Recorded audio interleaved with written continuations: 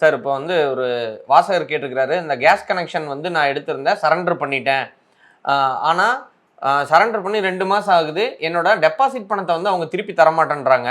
நான் நெறைய தடவ ஃபோன் பண்ணிட்டேன், அவங்க ரெஸ்பான்ஸ் பண்ணல. நேர்லயும் போயிட்டு ரெஸ்பான்ஸ் பண்றேன். ஃபோன எடுத்துட்டு பேசினா தரமாட்டேன்றாங்க. எப்ப தரேன்னு கூட சொல்ல மாட்டேன்றாங்க. இத நான் எப்படி எனக்கு ரொம்ப மன உளைச்சல் அதிகமா இருக்குது. இது எப்படி வாங்கலான்னு கேட்டிருக்கிறாரு. பொதுவாக இதில் வந்து இந்த கேஸ் கனெக்ஷன் வாங்கிட்டு திருப்பி நம்ம பண்ணும்போது அதுக்குண்டான ஆவணங்கள் நம்ம பாதுகாப்பாக வச்சுருக்கணும். பொதுவாக இது வந்து நிறைய இந்த மாதிரி கம்ப்ளைண்ட்ஸ் வந்து வரதுக்குண்டான வாய்ப்பு கம்மியாக இருக்குது. என்ன காரணம் அப்படின்னா, நம்ம கேஸ் கனெக்ஷன் எடுத்துகிட்டு குறைஞ்சது ஒரு 5 வருஷம் இல்லை 10 வருஷம் இல்லை 20 வருஷம் கழிச்சு தான் அதை கேன்சலே பண்ணுவோம். ஏன்னா அதுக்கு முன்னாடி கேன்சல் பண்ண வேண்டிய தேவை ஒன்றும் வராது. ஏன்னா ஒரு இடத்துலேருந்து இன்னொரு இடம் மாறுறவங்களுக்கு மட்டும்தான் இது வந்து பிரச்சனையாக வரும். ஸோ இந்த இடத்துல ஆவணங்களை வந்து நம்ம கரெக்டாக வச்சுக்க வேண்டியது நம்ம கடமை. ரெண்டாவது, அந்த ஆவணங்களை வச்சுக்கிட்டு நம்ம எழுத்துப்பூர்வமாக அவங்களுக்கு ஒன்று ரெஜிஸ்டர் போஸ்ட்டோ இல்லை இமெயிலையோ அனுப்பணும்.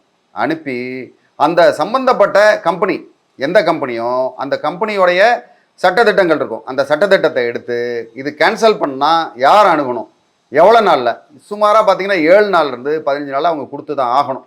கொடுக்க மாட்டேன்னு அவங்க சொல்ல முடியாது. உங்களை வந்து தள்ளி போடுறதுக்கும் அவங்க வாய்ப்பு இல்லை. அவங்க சொன்னாங்கன்னா அதுக்குண்டான பனிஷ்மெண்ட்டை அவங்க வந்து அனுபவிப்பாங்க.